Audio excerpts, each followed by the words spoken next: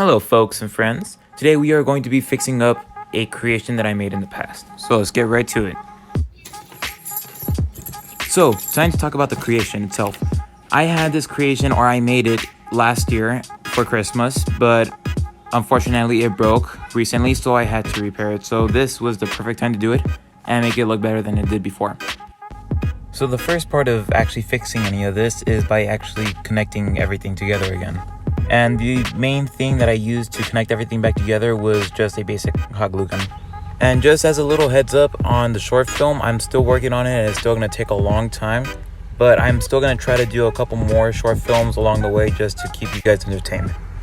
The only part that I did not like about this creation is that once putting the glue on, it shows every shape of it, which stinks because you can't have the actual surface smooth. And after connecting the whole vehicle together, we can start working on the presents.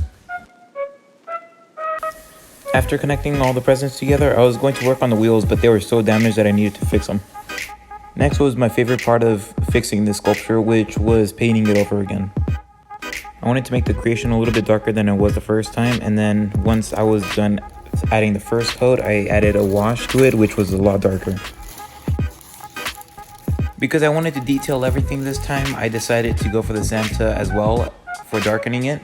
So I added a black or red dark wash with it and then dried it out with a paper towel. Then to bring out the white in his clothes, I decided to paint it over with even more white, and it looked a lot cleaner with it. Once the painting process on the clothes is done, we can start working on his beard.